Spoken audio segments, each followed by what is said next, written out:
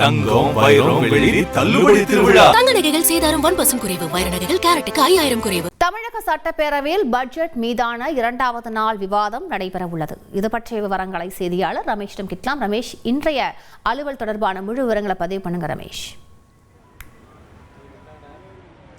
தமிழக சட்டப்பேரவையில் இன்றைக்கு பட்ஜெட் கூட்டத்தொடர் மீதான 2வது நாள் விவாதம் நடந்துகிட்டு இருக்கு. காலையில் 9:30 மணிக்கு பேரவை தொடங்கியதுமே முன்னாள் எம்எல்ஏ கருப்புசாமி மறைவுக்கு இரங்கல் குறிப்பு வாசிக்கப்பட்டது. அதுக்கப்புறம் கேள்வி நேரம் தொடங்கியிருக்கு. இப்போ கேள்வி நேரத்தில் எம்எல்ஏக்கள் தொகுதி சார்ந்த பல்வேறு கேள்விகளை கேட்டுக்கிட்டு இருக்கிறாங்க. அதற்கு துறை சார்ந்த அமைச்சர்கள் பல்வேறு பதில்களையும் கொடுத்துக்கிட்டு இருக்கிறாங்க. 10:30 மணி வரைக்கும் இந்த கேள்வி நேரம் தான் நடைபெறும். கேள்வி நேரம் முடிந்ததற்கு பிறகு சில கவனஈர்ப்பு தீர்மானங்களை எதிர்க்கட்சிகள் கொடுப்பாங்க. அந்த கவனஈர்ப்பு தீர்மானம் குறித்து விவாதங்கள் நடைபெறும். அந்த வகையில் டாஸ்மாக் முறைகேடு, அதாவது டாஸ்மாக் தலைமை அலுவலகத்தில் அமலாக்கத்துறை சோதனை நடத்தியிருந்தாங்க. ஆனால் டாஸ்மாக் நிறுவனம் பல கோடி ரூபாய் முறைகேடு செய்திருக்கிறதா எதிர்க்கட்சிகள் எல்லாம் குற்றச்சாட்டுகளை முன்வைத்து வராங்க.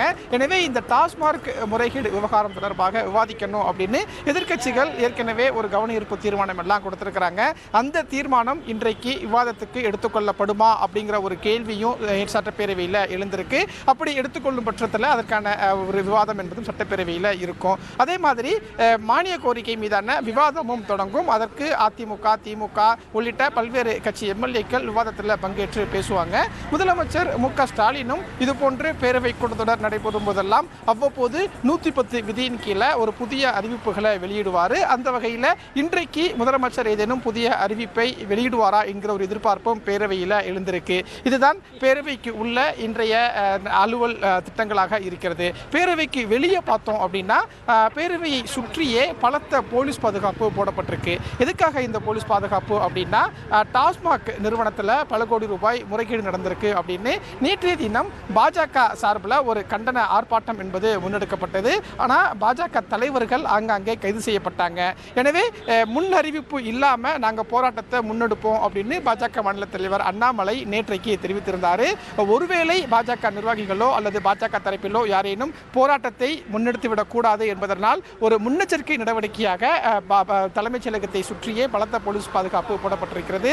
தலைமைச் செயலகம் அருகில் வரக்கூடிய வாகனங்கள், பேருந்துகள் பலத்த சோதனைக்கு காவல்துறையினர் உட்படுத்திய பிறகே செல்வதற்கு அனுமதிக்கிறார்கள். இதுதான் சட்டப்பேரவைக்கு உள்ளேயும் சட்டப்பேரவைக்கு வெளியேயும் இன்றைய ஒரு கள சூழலாக இருக்கிறது. விரிவான விவரங்களுக்கு நன்றி ரமேஷ். தங்கம் வைரம் வெள்ளி தள்ளுபடி திருவிழா. தங்க நகைகள் சேதாரம் 1% குறைவு. வைர நகைகள் கேரட்டுக்கு 5000 குறைவு.